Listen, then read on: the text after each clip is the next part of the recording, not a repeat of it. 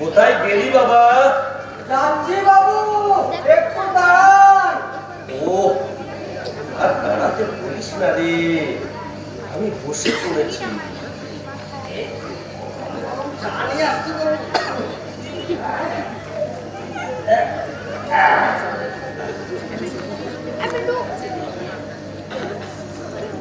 বলুন বাবু, কি বলছিলেন? আরে এই এটার কথাই বলছিলাম। বিভূতি বাবু আছেন নাকি? বিভূতি বাবু কে? কি রে? আপনি আছেন? আছেন বাবু আছেন? হ্যাঁ আছেন, আসুন। ও বাবু, আসুন আসুন। রাজের চা, মাকে বল আর এক কাপ চা বানাতে। না না না না, আমি চা খাবো না। আমি এইমাত্র ব্রেকফাস্ট চা সেরে এই বাড়ির থেকে বেরোলাম। তা গত 2-3 দিন যাব আপনাকে ওই বিকেলে ডুংরি হয়ে এদের বেড়ার জঙ্গলে যেতে দেখতে পেলুম না তো।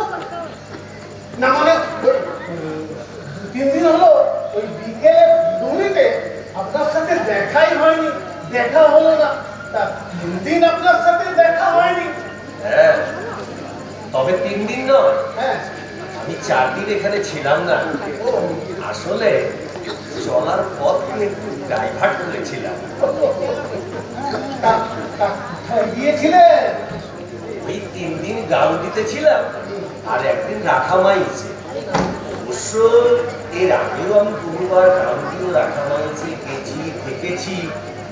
তাছাড়া আমার দৃষ্টি প্রদীপ উপন্যাসটা তো ওই গাউদিতে থাকাকালীন আমি কমপ্লিট করেছিলাম। ওখানে আমার বহু বন্ধুস্থানীয় মানুষ আছে।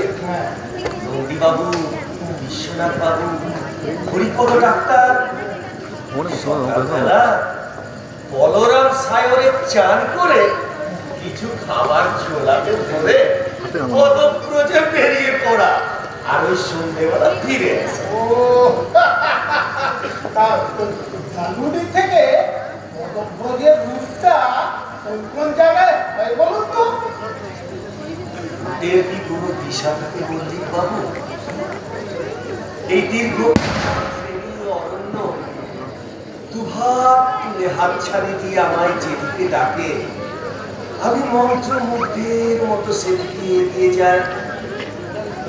তবে হ্যাঁ, আমার খুব পছন্দের জায়গা হচ্ছে ওই রোয়াম পাহাড়ের জঙ্গল আর পাটকিটার গভীর অরণ্যের ভেতর পাহাড়ি ঝর্ণার প্রশস্ত পাথরে আবৃত সুড়ি পথ। সর্বনাশ! কি বলছেন? আরে ওই সব জায়গা তো হাতি, হায়না, এমনকি বাঘের বানাবো না। হ্যাঁ, ওইসব জায়গা তো বাঘের বানাবো না। বড্ড সাহস আছে মশাই আপনার, বড্ড সাহস আছে। কেন? ধারাগিরির জঙ্গলেই তো বাঘেরা, হাতিরা জল খেতে আসে। তাহলে কি আমি ধারাগিরি যাওয়া বন্ধ করে দেবো?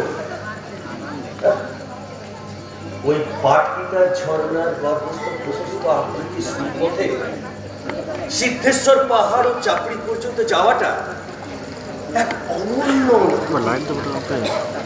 অরণ্যের ভেতর ওই শিলাখণ্ডের উপর বসে থাকলে মনে হয় যেন আমি পাহাড় ও অরণ্যের আত্মাকে ছুঁয়ে বসে আছি। অরণ্যের এই শব্দ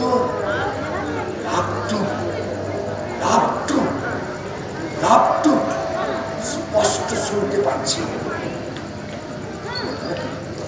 সূর্য ডুবে যাওয়ার পর সমস্ত উপত্যকায় যেন চুপ করে সন্ধ্যা নামে, আর আমিও হঠাৎ গাড়ির দিকে সত্যি মশাই আপনার অবিশ্বাস্য এই সাহস আপনার। না, বিশ্বাস করুন, হ্যাঁ, এই সাহসের পেছনে আমার বাহাদুরের কিচ্ছু নয়। তাছাড়া আমি কোনো বীর পুরুষও নয়। আসলে আসলে কি করে যে আপনাদের, ও হ্যাঁ, আর জানেন তো ওই গারুদি নীরদবাবু নন্দীবাবুরা বিশ্বাস করতেন না যে আমি এই পাটলিটার ঝর্ণাতে ঘন্টার পর ঘন্টা বসে থাকি বলে। ওদের বিশ্বাস তখনই হবে যদি আমি একটা কাগজে রবীন্দ্রনাথের কোনো কবিতা লিখে ওই ঝর্ণার পাশে পাথর চাপা দিয়ে রেখে আসি তবে। ও হ্যাঁ, তাহলে আপনি ওই রবি ঠাকুরের কবিতা লিখে লিখে এসেছিলেন ঝর্ণার পাশে? রেখে এসেছিলাম। পরের দিন সকালবেলা নন্দীবাবু নীরদবাবুরা সদল বলে গিয়ে, অবশ্য সেই দলে আমি ছিলাম, ওই ঝর্ণার পাশ থেকে কাগজ কবিতা লেখা কাগজটা উদ্ধার হওয়ার পর ওনারা বিশ্বাস করলেন। আসলে ওনাদের ধারণা যে এই গভীর জঙ্গলের ভেতর রবি ঠাকুরের কবিতা কাগজে লেখার মতো মানুষ একমাত্র আমি ছাড়া এই তবলাতে আর কেউ নেই।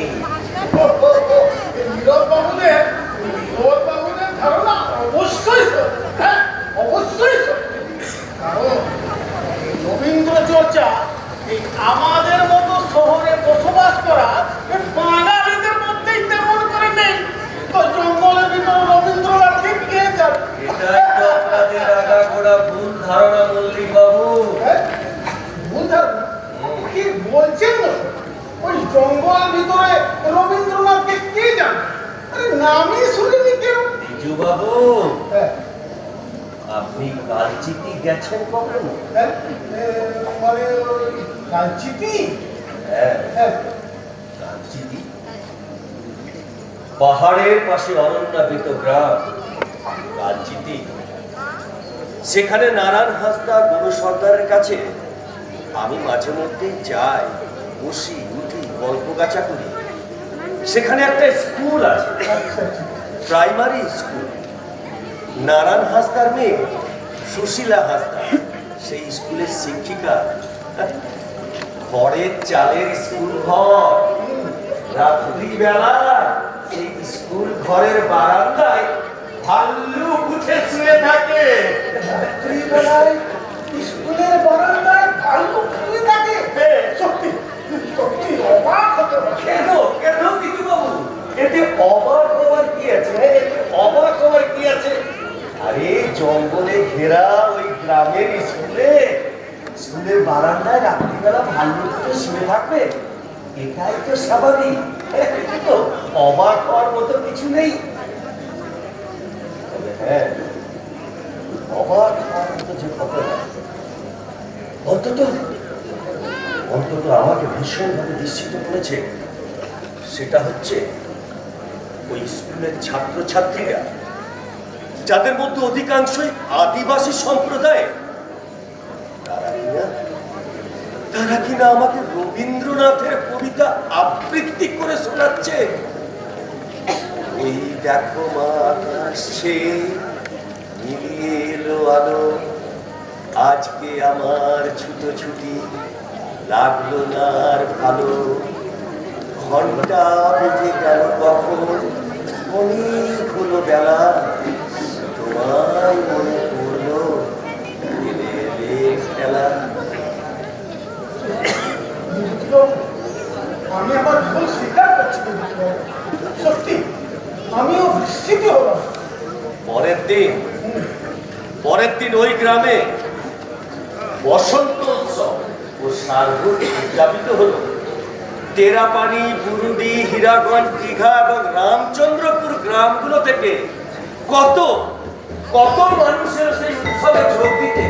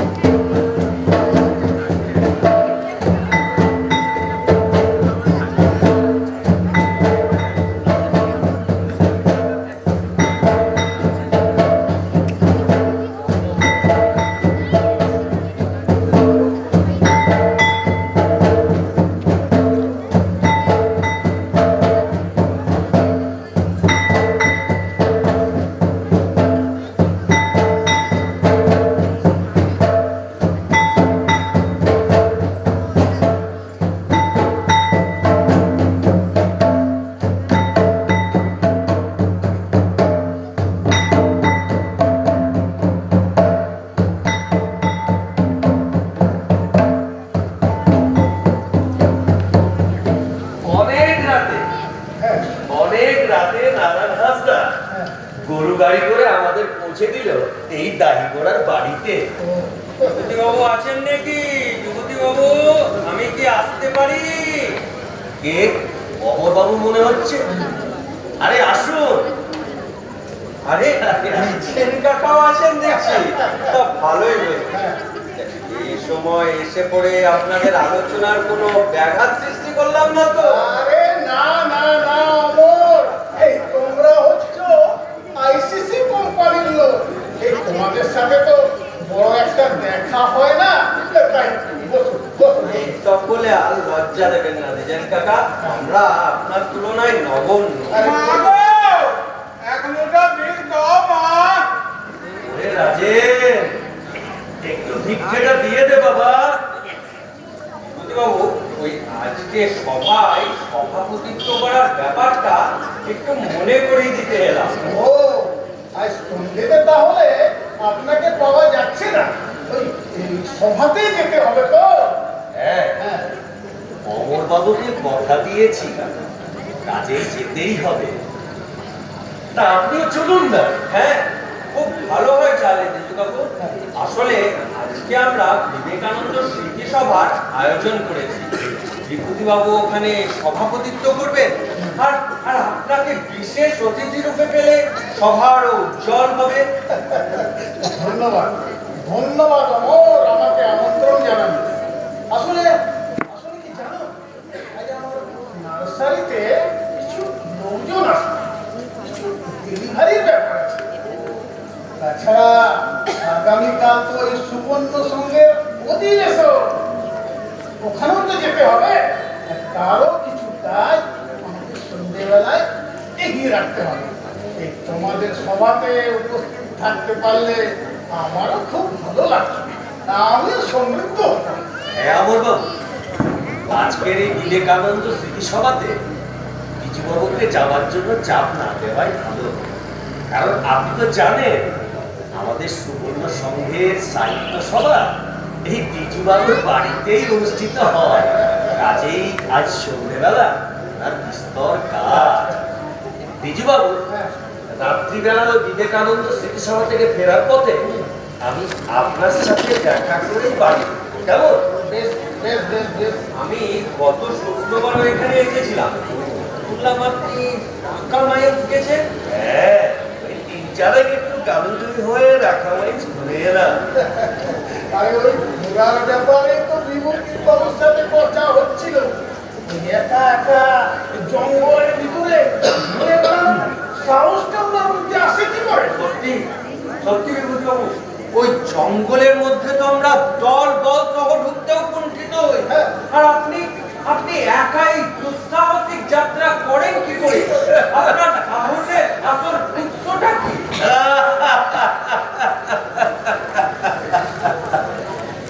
দুঃসাহসিক যাত্রা। আপনারা দেখছি আমাকে বাহাদুরিটা বেশ বড্ড বেশি দিয়ে ফেলছে। কেন কেন এই কথা বলছেন? বলবো না, বলবো না। সন্ধে নামছে বলে যখন আমি পাটকিটার ঝর্ণার কাছ থেকে ফিরে আসি বাড়ি ফিরবো বলে, তখন দেখি কুলগোড়া, কবিরগুড়ি ও চাপড়ি গ্রামের আদিবাসী মেয়েরা আসছে ওই পাটকিটার ঝর্ণা থেকে জল নিয়ে যেতে। সূর্য ডুবে গেলেই ধারাগিরির ঝর্ণার কাছ থেকে সরে আসি হাতি আসবে বলে, আর ঠিক তখনই দেখি পাশাডেরা গ্রাম থেকে আদিবাসী মেয়েরা যাচ্ছে ওই ধারাগিরির ঝর্ণা থেকে জল সংগ্রহ করতে। বলতে পারেন এদের এই সাহসের উৎসটা কি? সেদিন রাতে যখন গরুর গাড়ি করে কালচিটি থেকে ফিরছিলাম, তখন দেখলাম দুজন আদিবাসী মহিলা ঘাটশিলা হাট থেকে চাল বিক্রি করে ফিরছে তাদের গ্রাম টেরাপানিতে। ওই অন্ধকারাচ্ছন্ন বিপদ সংকুল পাহাড়ি রাস্তায় অত রাতে যদি দুজন মহিলা নিশ্চিন্ত মনে যাত্রা করতে পারে, তাহলে তো আমি দিনের আলোতে এই পাহাড়ে জঙ্গলে ঘুরে কি এমন দুঃসাহসিক যাত্রা করলাম বলতে পারে? এটাও তো মানতেই হচ্ছে, কারণ আপনার লজিকের কাছে তো আমরা একটু উঠবো না। না না না, আসল কথাটা তা নয়। আসল কথাটা তুমি জানো, এই প্রকৃতিকে পাহাড় অরণ্যকে ভালোবাসতে হবে, তার প্রতি পূর্ণ আস্থা ও বিশ্বাস রাখতে হবে। এইসব গ্রামের মানুষজনেরা প্রকৃতির কোলে আজ শৈশব বেড়ে ওঠে, তারা প্রকৃতির পুজো করে, প্রকৃতির প্রতি পূর্ণ আস্থা ও বিশ্বাস ওদের আছে, এবং এই আস্থা ও বিশ্বাস থেকে ওদের মনে সাহস অঙ্কুরিত হয়। এই পাহাড় জঙ্গলই ওদের সাহসী হতে শেখায়। আর আমরা শহরের লোকেরা প্রকৃতিকে নিরীক্ষণ করি অনেক দূর থেকে, অনেক অনেক দূর থেকে। প্রকৃতির প্রতি কোনো আত্মিক টানই আমাদের নেই। তাই তো পাহাড় ও জঙ্গলের ভিতরে যেতে মনের মধ্যে ভয়ের সঞ্চার হয়। এটাই খারাপ ওদের সাথে আমাদের। সত্যি বাবু, আপনার বর্ণনা শুনে মুগ্ধ। আপনি যেভাবে নিবিড় করে প্রকৃতিকে দেখেন, প্রকৃতির মূল্যাঙ্কন করেন, সেভাবে প্রকৃতির মূল্যাঙ্কন করার মতো মানুষ না না না অমর বাবু, না, প্রকৃতির মূল্যাঙ্কন করা আমার সাধ্যের বাইরে। মানুষ হচ্ছে প্রকৃতি সৃষ্ট একটা ক্ষুদ্র প্রাণী। তার কতটুকু সাধ্য যে সে এই বিশাল বিশাল প্রকৃতির বর্ণনা করবে? অরণ্যের ভেতর কোন শিলাখণ্ডের উপর যখন নিস্তব্ধ হয়ে বসে থাকি, তখন মনের মধ্যে বারবার একটা কথা ঘুরপাক খায়। কি কথা ঘটলো? ওই ওই ওই পাহাড়ের চূড়াগুলোর দিকে নিষ্ফলক দৃষ্টিতে তাকিয়ে থাকতে থাকতে মনে হয় যে যেদিন যিশুকে ক্রুশবিদ্ধ করে মারা হলো, বা সম্রাট অশোক যেদিন রাজ সিংহাসনে বসলেন, সেদিনও এই সিদ্ধেশ্বর, ডিবুডুমরি, ধারাগিরির পাহাড়গুলো ভিতরেই দাঁড়িয়ে ছিল। সেদিনও সুবর্ণরেখা নিঃসঙ্গ নির্বিকার ভাবে পাহাড় অরণ্যের মাঝ দিয়ে বয়ে যেত। সেদিনও এই গ্রাম, জঙ্গল এবং অরণ্যে ঘেরা গ্রামগুলোতে সারহুল, সাহারা, সোহরাই এইভাবেই পালিত হতো। সত্যি সত্যি বিভূতিবাবু, আপনার দৃষ্টিভঙ্গি, আপনার মননকে ছুঁতে পারাটা আমাদের মতো মানুষের সাধ্যের বাইরে।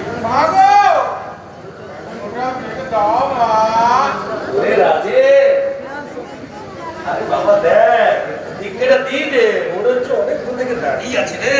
দিয়ে দে, দিয়ে দে। বাবুকে বলে দে, এত লোককে ভিক্ষে দেওয়া যাবে না, চাল বাড়ন্ত। বিভূতিবাবু, আরো একটা বিষয়ে আপনার কাছে জানতে খুব আগ্রহ হয়।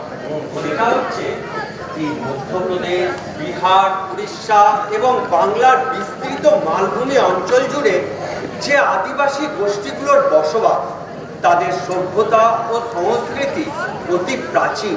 তো এই প্রাচীন সভ্যতা ও সংস্কৃতির কোনো নিদর্শন পাওয়া যায় কি? অবশ্যই পাওয়া যায়। ভুরি ভুরি নিদর্শন ছড়িয়ে আছে এই বিস্তীর্ণ মালভূমি জুড়ে। তাছাড়া অনার্য রাজাদের শাসনকালে ধ্বংসপ্রাপ্ত চিহ্ন পাওয়া যায়। আর ছাড়া এই আদিবাসী গোষ্ঠীগুলোর লোকগাথার মধ্যেই তো হাজার হাজার বছরের প্রাচীন সংস্কৃতি ও ইতিহাসকে খুঁজে পাওয়া যায়। না, আমি আসলে এটাই জানতে চাইছি যে এই অঞ্চলের অনার্য রাজাদের শাসনকালে কোন লিপি। আমি জানতাম অমর বাবু, আমি জানতাম আপনি ঠিক এই প্রশ্নটাই করবেন, তাই তো? এই অঞ্চলের অনার্য রাজাদের শাসনকালে কোনো লিপি পাওয়া না গেলে এদের সভ্যতা যে হাজার হাজার বছরের প্রাচীন তা মানতে মন চাইছে না, তাই তো?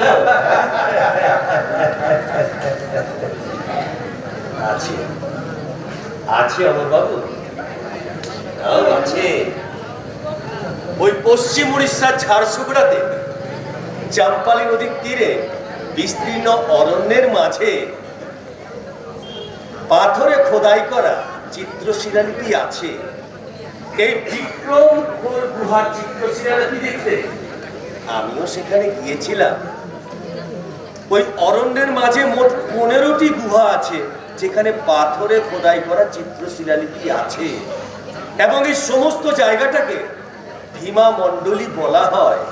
হ্যাঁ, আর যেটা শুনলে আপনারা চমকে যাবেন, বিজু বাবু, অমর বাবু, আপনারা চমকে যাবেন, সেটা হলো যে বিখ্যাত পুরাতাত্ত্বিক কেপি জয়সওয়ালের মতানুসারে সম্রাট অশোকের সময়কালে প্রাপ্ত আর্য রাজাদের ব্রাহ্মী লিপি থেকেও এই অনার্য রাজাদের পাথরে খোদাই করা শিলালিপিগুলো আরো প্রাচীন, এবং এই পাথরে খোদাই করা বিক্রমখোল গুহার চিত্র শিলালিপি কোনোভাবেই আর্য লিপি নয়।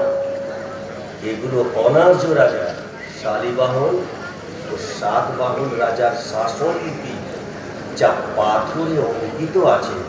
সত্যি আপনার জ্ঞানের গভীরতা দেখে আপনার সান্নিধ্য প্রতিনিয়ত আমায় সমৃদ্ধ করে।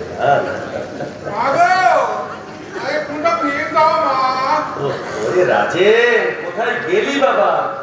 ও অনেকক্ষণ ধরে দাঁড়িয়ে আছে, দেখ একটু ভিক্ষেটা। কি হলো বলবি? চাল বাড়ন তো, এত লোককে ভিক্ষা দেওয়া যাবে না। ঠিক আছে, ঠিক আছে, একটু তো দিয়ে দে। বিভূতি বাবু, এবার তাহলে আমি চলি। হ্যাঁ, ওই আসুন। রাত্রে দেখা হচ্ছে। আসুন, হ্যাঁ, আসুন, হ্যাঁ, হ্যাঁ, আসুন। আমিও তাহলে হ্যাঁ। আসি বিভূতিবাবু। আমি ঠিক বিকেল 5টার সময় গাড়ি নিয়ে চলে আসবো। অবশ্যই। আপনি দয়া করে তৈরি থাকবেন। হ্যাঁ, আমি বিকেল 5টার মধ্যে অবশ্যই তৈরি থাকবো। ঠিক আছে, আসি তাহলে।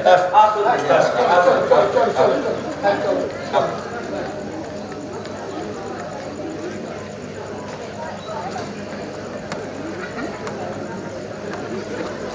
হ্যাঁ গো, সকাল থেকে এত লোককে ভিক্ষে দিলে কি করে চলবে?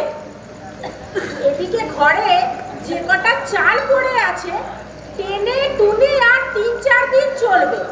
তার উপর যদি ভিক্ষে দিতে গিয়ে এত চাল দান করতে হয়, তাহলে তো আর 3 দিনও চলবে না।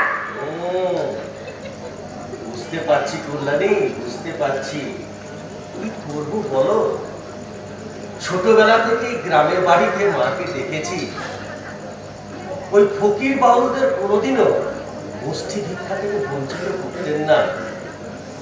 তাই একটা সংস্কার দাঁড়িয়ে গেছে, ভিক্ষে না দিয়ে থাকতে পারি না। ঠিক আছে, ঠিক আছে। তবে গ্রামের বাড়িতে কি সকাল থেকে এত ভিখারি আসতো? ভিক্ষে নিতে? অবশ্য তোমার টাকায় তুমি চাল কিনে দান করবে, এতে আমার বলার কিছু নেই। তবে হ্যাঁ, আমার যেটা বলার কথা, ঘরে কিন্তু আর 3 দিনেরই চাল পড়ে আছে, এই আমি বলে দিলুম। এই, তুই আবার কোথায় যাচ্ছিস? আরে বাবা, ও একটু ওই সামনে মোহরিতের দোকান যাচ্ছে। ও ঠিক আছে, যা। দেখি কাল সকালেই চাল আনার কিছু ব্যবস্থা করতে হবে। ও, চালেরও দাম অস্বাভাবিক বেড়ে গেছে। ও খোলা বাজারে আর কম দামে চাল পাওয়া যাচ্ছে না। 37 টাকা মন ধরে বেশি দাম দিয়ে কিনতে হবে। হ্যাঁ, তা হ্যাঁ গো, তুমি নতুন কিছু লেখা শুরু করলে বুঝি? হ্যাঁ, তা গল্প না উপন্যাস? গল্প। এক সময় ভাবি, জানো তো করলে যে পাপ কি পুণ্যই বাকি, মনের ভেতর ভীষণ দ্বন্দ্ব তৈরি হয় এই পাপ পুণ্যের পরিভাষা নিয়ে।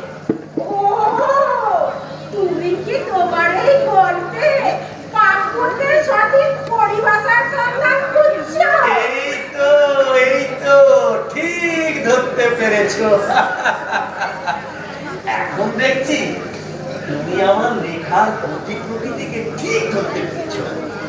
আরে বাবা, তাই তোমাকে আমি সেদিন বলছিলাম যে তুমিও একটু আধটু লেখার চেষ্টা করো না। আমার আবার কি লেখা? সংসারের কাজ সারতেই হিমশিম খেয়ে যাচ্ছি, তার উপর আবার লেখা। আর তাছাড়া ওসব লেখা টেখা আমার মাথায় কিছু আসে না বাবু। আরে বাবা, সংসারের কাজ সামলে যতটুকু সময় পাও তার মধ্যেই চেষ্টা করো। যা কিছু পাশাপাশি দেখছো সেগুলোই লিখে রাখো। ঠিক আছে বাবা, ঠিক আছে, চেষ্টা করবো, চেষ্টা করবো। তা এই গল্পটা একবার বলবে? হ্যাঁ, বলি, এই গল্পটা একবার বলবে? এই গল্পটা? হ্যাঁ। ও, তুমি এই গল্পটা শুনতে চাইছো? বেশ বেশ বেশ, তাহলে শোনো। ফাদার বালাদাস আপটে গোয়ার পাঞ্জিম অঞ্চলের এক নাম করা লোক। গোয়া থেকে যাতায়াতের বড় রাস্তার পাশে একটা ছোট্ট গ্রামে অবস্থিত সেন্ট জেভিয়ার্সের চার্চের সে পুরোহিত। ফাদার বালাদাস আপটের পবিত্রতার জন্য গ্রামের সকলেই তাকে শ্রদ্ধা করে, ভক্তি করে এবং ভয়ও করে। প্রতি রবিবার এই গ্রামের মানুষজনদের মধ্যে যারা কিছু পাপ কাজ করেছে তারা এই ভগবান যিশুর সামনে এসে ফাদার বালাদাসের কাছে পাপ স্বীকার করে। আর ফাদার বালাদাসও বিধি অনুযায়ী ওনাদের দণ্ড দেন। এমনি এক রবিবারের সকাল।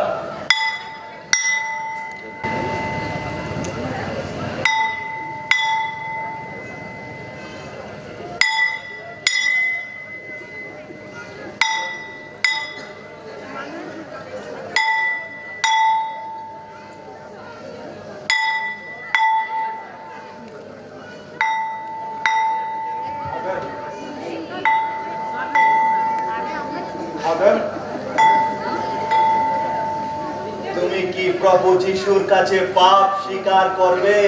হ্যাঁ ফাদার, হ্যাঁ আমি পাপ স্বীকার করব। ঠিক আছে, গো ডাউন, গো ডাউন।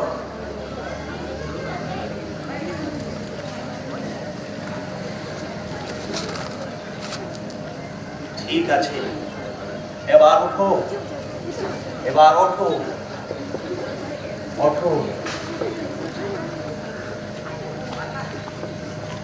পারত্রিকে সভায় প্রভু যিশু সিংহাসনে আসি। তুমি কি তোমার করা কোনো পাপ লুকিয়ে রাখতে চাও? না ফাদার, না, কিছু লুকোবো না, কিছু লুকোবো না। বেশ বেশ, এবার এবার বলো, এবার বলো, প্রভু যিশু, প্রভু যিশু, আমি ক্ষমা প্রার্থী আমার পাপের জন্যে। আমি ক্ষমা প্রার্থী আমার পাপের জন্যে। দয়া করে আমায় ক্ষমা করো প্রভু। দয়া করে আমায় ক্ষমা করো প্রভু। ঠিক আছে, এবার বলো, সোমবার কি করেছিলে? সোমবার, সোমবার, হ্যাঁ সোমবার, ওই সলোমন, আরে ওই সলোমন যে কুমড়ো চাষ করেছে, হ্যাঁ কুমড়ো চাষ করেছে ওই আমার জমির পাশে, আমার জমির পাশে। হ্যাঁ হ্যাঁ, সেখান থেকে না বলে দুটো কুমড়ো নিয়ে। না বলে বলো চুরি। চুরি রূপী মহাপাপ করেছি। আগে হ্যাঁ চুরিরূপী মহাপাপ করেছি, তবে মঙ্গলবার কিছু করিনি, ওই বুধবার। এই, ভালো করে ভেবে দেখো, মঙ্গলবার কিছু নেই। প্রত্যেক অস্বীকৃত পাপের জন্য সেন্ট জেভিয়ার্সের পবিত্র বেদিতে 8 আনা জরিমানা দণ্ড। মা মেরির দোহাই হুজুর, মা মেরির দোহাই, মঙ্গলবার কিছু করিনি, ওই বুধবার। ঠিক আছে, বলো বুধবার। বুধবার ওই আমার ক্ষেত থেকে খাম আলু চুরি করে নিয়ে পালাচ্ছিল ওই বুড়ো আর তার ছেলে পল। তাদের ঢিল ছুঁড়ে মাথা ফাটিয়ে দিয়েছি। মাথা ফাটিয়ে দিয়েছো? আগে আর তুমি যখন ওই সলোমনের ক্ষেত থেকে কুম্ভ চুরি করলে, তখন বুঝি পাপ হলো না? হয়েছে ফাদার, হয়েছে। এবার বলো, বৃহস্পতিবার। বৃহস্পতিবার একজনের ধার শোধ করার কথা ছিল, তিনি হুজুর। ধার শোধ করার কথা মনে ছিল? আগে হ্যাঁ। ইচ্ছা করে দাওনি? কেন দাওনি? আসলে টাকাটা হাত ছাড়া করতে মন চাইছিল না হুজুর। পাপ স্বীকার করে এই গির্জা থেকে বেরিয়ে আগে ওর ধার শোধ করে দিবে। ঠিক আছে। এবার বলো, শুক্রবার। হ্যাঁ, শুক্রবার ওই বউয়ের সাথে ঝগড়া করে গা কতক লাগিয়ে দিয়েছিলাম। তবে লাঠি দিয়ে নয়, ওই হাত দিয়ে মোলায়েম করে। ঠিক আছে, এবার বলো শনিবার। শনিবার কি করেছিলে? শনিবার মানে কি হলো বলো। আসলে ব্যাপারটা কি? তুমি কি শনিবারের করা পাপ লুকিয়ে রাখতে চাও? না ফাদার, না, কিছু লুকোবো না, বলছি।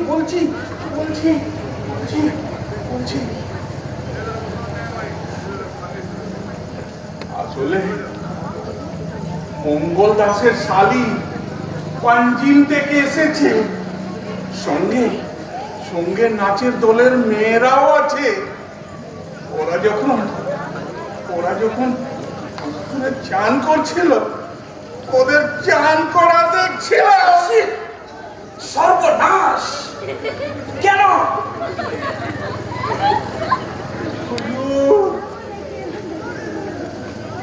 মঙ্গল দাসের শালী পাঞ্জিমের নাম করা সুন্দরী, সঙ্গে নাচের দলের সব কটা মেয়ে সুন্দরী। তাই ওরা যখন চান করছিল, ওদের চান করা দেখতে লোভ হয়েছিল, তাই না? কতবার দেখেছিলে? 4 বার। 4 বার? মেয়েগুলো বয়স কত? সব যুবতী, খুব সুন্দরী। চুপ! এই পাপ তৃতীয়বার করলে জরিমানা দণ্ড 1 টাকা 4 আনা। আর করবো না ফাদার, বেশ, ঠিক আছে, এবার যাও আর এই পাপ স্বীকারের কথা মনে রাখবে।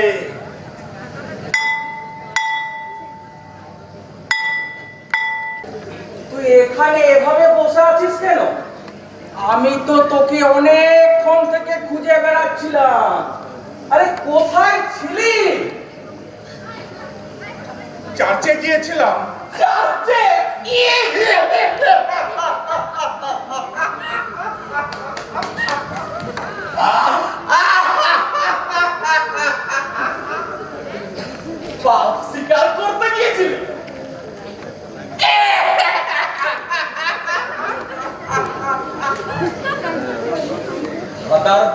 দাসের কাছে বকুনি খেয়েছে?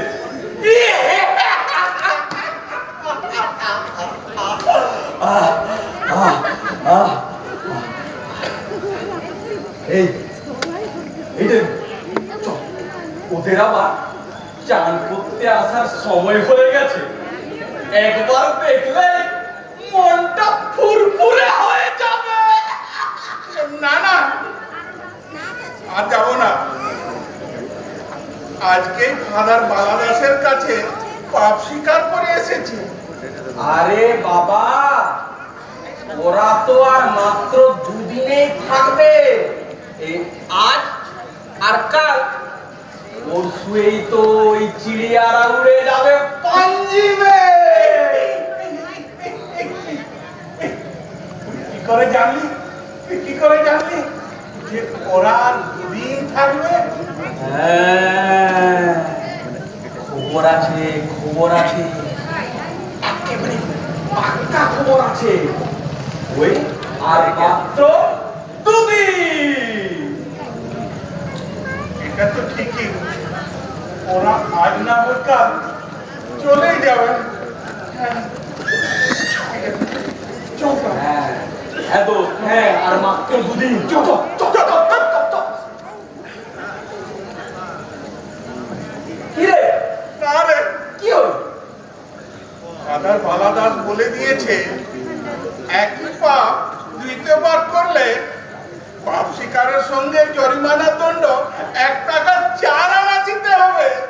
ও আচ্ছা।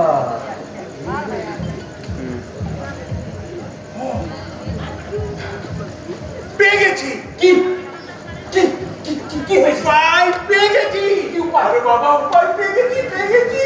হ্যাঁ, আরে আরে ওই আমার জমিতেই তো অনেক কুমড়ো ফলেছে। হ্যাঁ, আর সেখান থেকে 1 বস্তা কুমড়ো বেচে দিলে 1 টাকা 8 আনা পেয়ে যাবো। চল চল চল চল, হয়ে যাবে আজকে।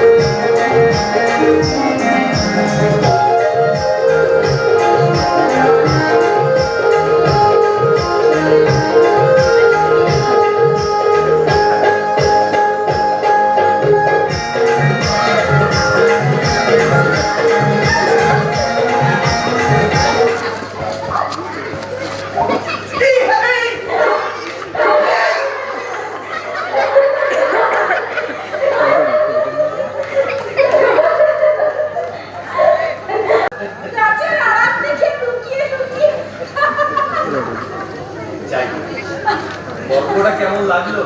খুব ভালো, খুব ভালো, খুব হাসির গল্প। না করলাম, এই গল্পটাকে আমি শুধু এইসব হাসির গল্প রূপে দেখছি না। একটা গভীর প্রশ্ন উঠে আসছে এই গল্পটা থেকে। কি প্রশ্ন গো, কি প্রশ্ন? প্রশ্নটা হচ্ছে পাপটা আসলে কার? যে গির্জাতে গিয়ে পাপ স্বীকার করে আবার একই কাজ করলো তার, নাকি গির্জাতে যার কাছে অর্থাৎ বালাদাসের কাছে পাপ স্বীকার করলো সেও একই নৌকার যাত্রী হলো তার? এই প্রশ্নের উত্তরটা না হয় তুমি এই পাঠকদের উপরেই ছেড়ে দাও। এই পাঠকরাই এই প্রশ্নের উত্তর খুঁজে নেবে। বলছো? বেশ, তাই দিলাম।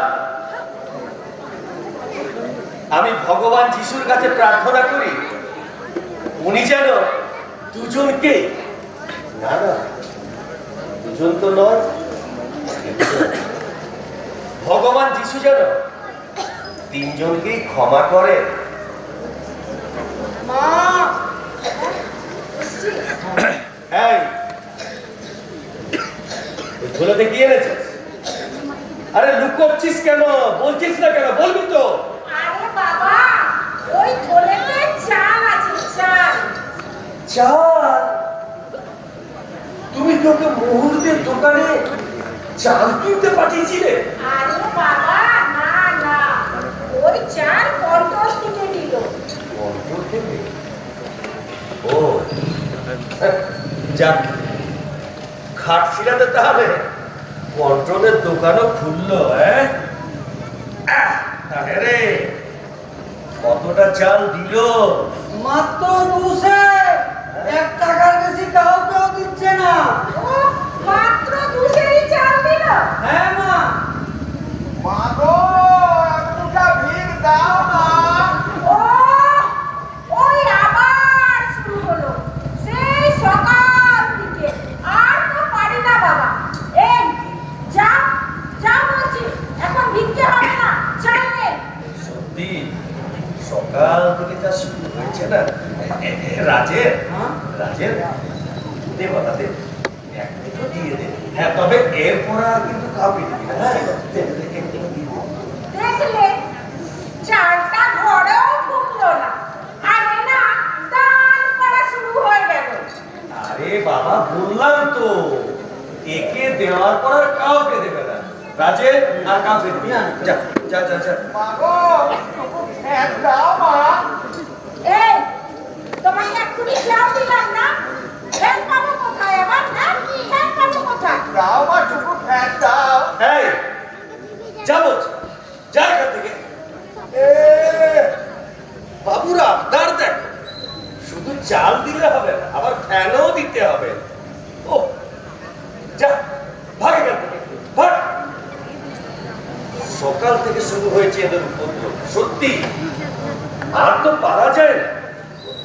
ওরে বাবারে, দেখো, হ্যাঁ, তোমার এই লেখার কাজটা আর কতক্ষণ করবে?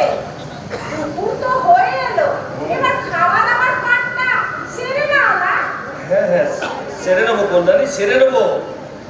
আর আর একটু, আর একটু। বাবু, বাবু, ও আর কি তো কে? বাবু, বলি আপনারা কি ব্রাহ্মণ? কেন, কি হয়েছে? ব্রাহ্মণের ভয় নম, ব্রাহ্মণের ভয় নম। বলি বাবু, কোত্থেকে আসছে? আমি বাবু, আমি আসছি। বলি ঘরের ভেতরে ঢুকবো? আসুন আসুন আসুন আসুন। বলি বাবু, আমি আসছি ওই নদিয়ার শান্তিপুর থেকে। ও এখানে অনেককেই জিজ্ঞেস করলাম, তারা কেউই ব্রাহ্মণ নয়। আর আমি ব্রাহ্মণের বাড়ি ছাড়া ও বাবু, সঙ্গে আমার নাতিও আছে। আচ্ছা, ওকে আমি ওই আতাতলায় বসিয়ে রেখে এসেছি। আসলে আমরা দোষাবলি যাবো, ভীষণ জল তেষ্টা পেয়েছি। দয়া করে আমাদেরকে যে খাবার জল দেন। আরে কেন দেবো না, নিশ্চয়ই দেবো, নিশ্চয়ই দেবো। আপনি এক কাজ করুন, যান আপনার নাতিকে ডেকে নিয়ে আসুন। হ্যাঁ, নিয়ে আসুন, নিয়ে যান যান যান, নিয়ে আসুন। কল্যাণী, কল্যাণী, বলছিলাম কি যে এই দুপুরবেলা একজন অতিথিকে শুধু জল খাইয়ে বিদায় করে দেবো, না মানে ওই ভাত খাওয়ানো যাবে কি?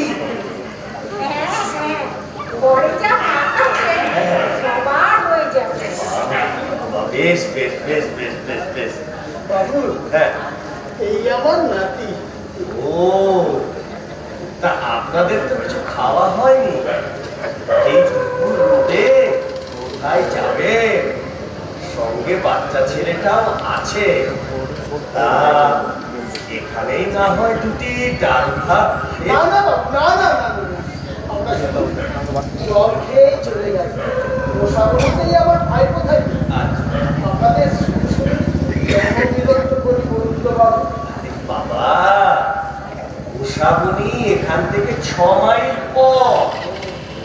তারপর ওই বাচ্চা ছেলেটার মুখ দেখে বোঝা যাচ্ছে কেউ খুব খিদে পেয়েছে। চলুন চলুন, ভেতরে চলুন, দুটি ডাল ভাত খেয়ে তারপর যাবো। চলুন। ভাই, বাবু, আপনার অসীম দয়া বাবু, আরে না না, দয়া। আরে দয়া না, আসুন আসুন আসুন, দুটি ডাল ভাত খেয়ে চলে যাবেন। আসুন।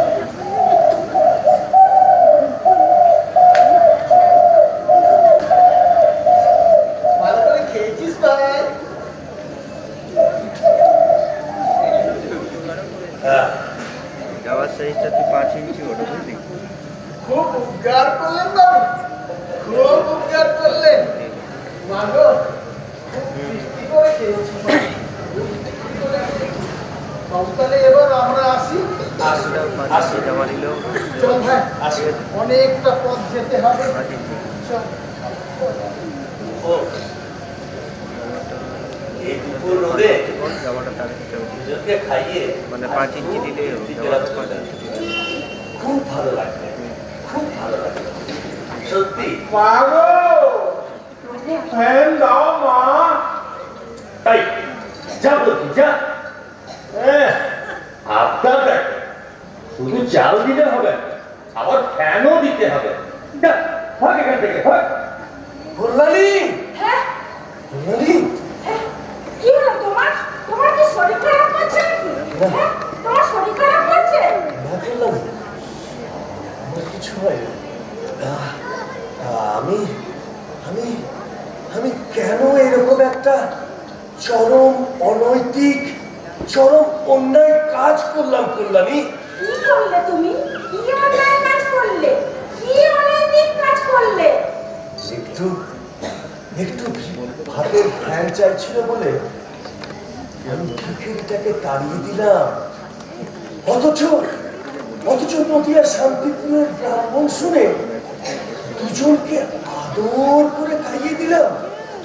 কই কই, তখন তো চাল বাঁচানোর কথা আমার মনে পড়লো না। আরে বাবা, তুমি তো ভালোই কাজ করলে। ওই দুপুর বেলায় দুজন ক্ষুধার্ত ব্রাহ্মণকে খাইয়ে ভালোই কাজ করলে। রানী, এটাই তো আমার চরম অনৈতিক, চরম অন্যায় কাজ হয়ে গেল কল্যাণী। ভিখিরিটাকে তাড়িয়ে দিলাম, কারণ সে ভিখিরি আমার শ্রেণীর মানুষ নয়। আমি নিজেকে ভিখিরি রূপে কল্পনা করতে পারি না। অথচ নদিয়া শান্তিপুরের দরিদ্র ব্রাহ্মণ রূপে কল্পনা করতে পারি। এই ক্লাস ডিস্টিংশন, হ্যাঁ বললাম, এই ক্লাস ডিস্টিংশন, এই শ্রেণীর পার্থক্য করাটা অন্তত আমার বিভূতিভূষণ বন্দ্যোপাধ্যায়ের উচিত ছিল না কল্যাণী, একেবারে উচিত ছিল না।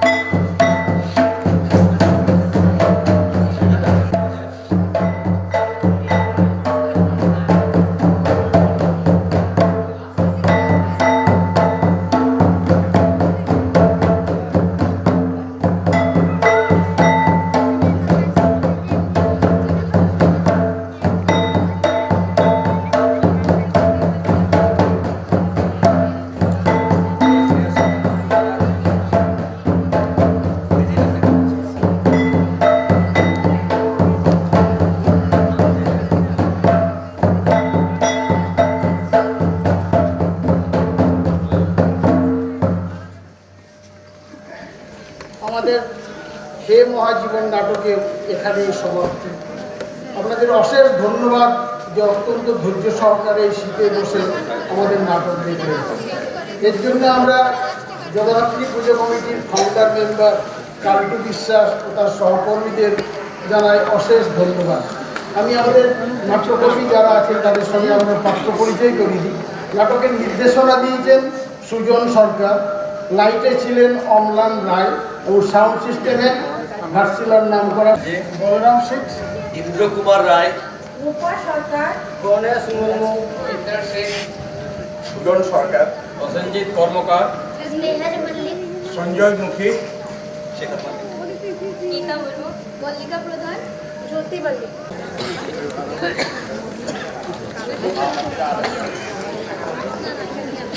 এতক্ষণ ধরে আমাদের অনুষ্ঠান দেখেছেন, উপভোগ করেছেন, তাদের অনেক অনেক ধন্যবাদ। আমাদের আলোকসজ্জা থেকে শুরু করে যারা পত্রকার বন্ধু, যারা উপস্থিত আছেন, ছোট বড় গুরুজন, সবাইকে আমাদের তরফ থেকে অনেক অনেক ধন্যবাদ এবং আশা রাখি আপনাদের কাছে আবার নতুনভাবে নতুন নাটক নিয়ে আমরা যেন আসতে পারি।